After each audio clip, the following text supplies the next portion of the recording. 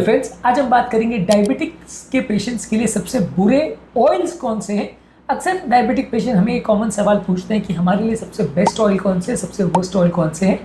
Best oils कौन से हैं, इस पर ऑलरेडी हमने एक वीडियो किया है। आज हम बात करेंगे सबसे बुरे ऑयल्स पे, जो ऑयल आपके ब्लड शुगर कंट्रोल को बिगाड़ते हैं, बॉडी में इन्फ्लेमेशन करते हैं और हार्ट की हेल्थ को बिगाड़ते हैं। वो सबसे बुरे ऑयल है। टिपिकली ये वो सारे ऑयल है जिसमें या तो सैचुरेटेड फैट ज़्यादा है, या ट्रांस फैट ज़्यादा है, या ओमेगा 6 फैटी एसिड ज़्यादा है। ये तीनों ही बॉडी के इंसुलिन रेजिस्टेंस को बढ़ाते हैं, इन्फ्लेमेशन बढ़ाते हैं और हार्ट अटैक का रिस्क बढ़ाते हैं, कोलेस्ट्रॉल लेवल्स को बढ़ाते हैं। तो ये तीनों ही पैरामीटर अगर किसी चीज़ में गड़बड़ है, या तीनों में से कोई भी एक आध पैरामीटर गड़बड़ है, तो आपके डायबिटिक पेशेंट के लिए वो अच्छा नहीं है। आज हम बात करेंगे ये कौन कौन से ऑयल्स हैं जिनको डायबिटिक पेशेंट्स को यूज़ नहीं करना चाहिए।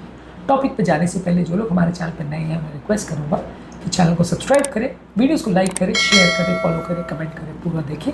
टॉपिक इंपॉर्टेंट है, इसे एंड तक देखिएगा। चलिए शुरू करते हैं।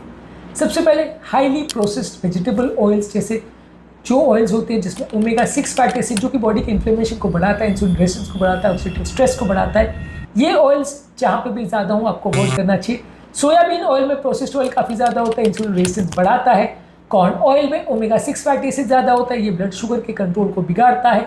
सनफ्लावर ऑयल अगर ज़्यादा मात्रा में लिया जाए तो बॉडी का इन्फ्लेमेशन बढ़ाता है। सनफ्लावर ऑयल में भी ओमेगा 6 फैटी एसिड का कंटेंट ज़्यादा होता है, ये भी मेटाबॉलिक हेल्थ के लिए अच्छा नहीं है। इसके अलावा ग्रेप सीड ऑयल में भी बहुत ज़्यादा ओमेगा 6 फैटी एसिड का कंटेंट होता है। इसको मार्केट किया जाता है कि बहुत हेल्दी है, लेकिन उतना ज़्यादा हेल्दी नहीं होता है। ओमेगा 6 फैटी एसिड का कंटेंट इसमें काफ़ी ज़्यादा होता है, जो कि बॉडी में इन्फ्लेमेशन को बढ़ाता है और ये डायबिटिक पेशेंट के लिए अच्छा नहीं है। बेसिकली बॉडी में ओमेगा 6 फैटी एसिड और ओमेगा 3 फैटी एसिड का एक रेशियो होना चाहिए। जितना ज़्यादा ओमेगा 3 फैटी एसिड होगा उतना इन्फ्लेमेशन कम होगा, जितना ओमेगा 6 ज़्यादा होगा उतना इन्फ्लेमेशन ज़्यादा होगा। तो जब रेशियो 6 के फेवर में जाता है तो सूजन बढ़ जाती है, जब रेशियो 3 के फेवर में जाता है तो सूजन कम हो जाती है। तो वो ऑयल जो हमें ओमेगा 6 फैटी एसिड देंगे वो बुरे हैं, वो ऑयल जो ओमेगा 3 फैटी एसिड देंगे वो अच्छे हैं। इसके अलावा सैचुरेटेड फैट्स और ट्रांस फैट्स आपको नहीं लेने चाहिए।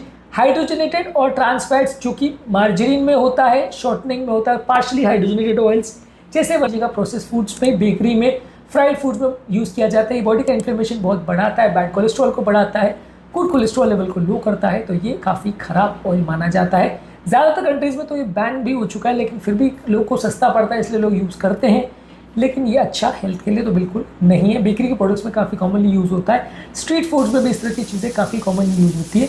अगला बुरा ऑयल है पाम ऑयल। ये भी सैचुरेटेड फैट में काफ़ी ज़्यादा होता है, कोलेस्ट्रॉल लेवल्स को बहुत बढ़ाता है, इंसुलिन रेजिस्टेंस को बढ़ाता है, ये भी नुकसानदायक है। इसके अलावा रीयूज्ड या रीहीटेड ऑयल, यानी कि एक डीप फ्राइंग के लिए अगर ऑयल को आप बार बार अगर रीहीट करके यूज़ करोगे तो इसमें हार्मफुल फ्री रेडिकल्स बढ़ जाते हैं, जो कि डायबिटीज़ के कॉम्प्लिकेशन को बढ़ाते हैं। स्ट्रीट फूड खाते समय ये बात का विशेष ध्यान रखने की ज़रूरत है कि ज़्यादातर स्ट्रीट फूड्स में ये प्रॉब्लम बार बार आती है कि वहाँ पे एक ही ऑयल को बार बार यूज़ करते हैं। कई बार तो पूरे दिन तक वो ऑयल को डिस्कार्ड नहीं करते और वही ऑयल में बार बार एक कस्टमर आता है, फिर उस पर तल के बना लेते हैं, फिर दूसरा कस्टमर आता है, फिर उसी ऑयल को यूज़ कर लिया जाता है, क्योंकि उनको अपना कॉस्ट कटिंग करना होता है। लेकिन उसके अंदर जो मौजूद फ्री रेडिकल्स होते हैं वो कितना बॉडी को नुकसान करते हैं, इससे ज़्यादातर बिजनेस वालों को कोई लेना देना नहीं होता है।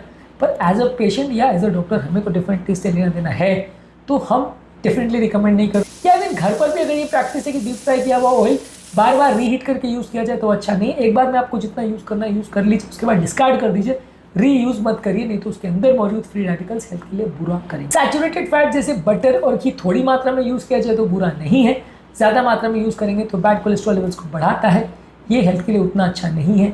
नारियल तेल के साथ भी यही है कि वैसे तो थोड़ी मात्रा में यूज़ करें तो बुरा नहीं है, लेकिन ये इंसुलिन रेजिस्टेंस को बढ़ाता है, इसमें 90% सैचुरेटेड फैट्स होते हैं, तो ये डायबिटिक पेशेंट्स के लिए बहुत अच्छा ऑयल नहीं माना जाता है। थोड़ी मात्रा में यूज़ करें तो चलेगा, ओवरऑल ये अच्छे ऑयल्स में से नहीं माना जाता है। Basically moral of the story ये है कि डायबिटिक पेशेंट्स के लिए सबसे बुरे ऑयल्स में आते हैं soybean oil, corn oil, sunflower oil, margarine, palm oil और ट्रांस फैट्स। सबसे अच्छे ऑयल्स में आते हैं extra virgin olive oil, flaxseed oil और avocado oil, rice bran oil और वॉलनट ऑयल। ये सबसे अच्छे ऑयल्स होते हैं। हालांकि इसमें कुछ ऑयल्स जैसे एक्स्ट्रा वर्जिन ऑलिव ऑयल और वॉलनट ऑयल, फ्लैक्सीड ऑयल को आप कुकिंग के लिए नहीं यूज़ कर सकते। राइस ब्रान ऑयल और एवोकाडो ऑयल को आप कुकिंग के लिए यूज़ कर सकते हैं। ये सारी चीज़ें हमने एक दूसरे वीडियो में डिटेल में डिस्कस करी है, उस वीडियो को भी ज़रूर देख लीजिएगा। उम्मीद करूँगा कि आज के टॉपिक में कुछ नई बातें जानने को मिली होगी। जो लोग हमारे चैनल पर नए हैं उन्हें रिक्वेस्ट करूँगा कि चैनल को सब्सक्राइब करें, वीडियोज़ को लाइक करें, शेयर करें, फॉलो करें, कमेंट करें, पूरा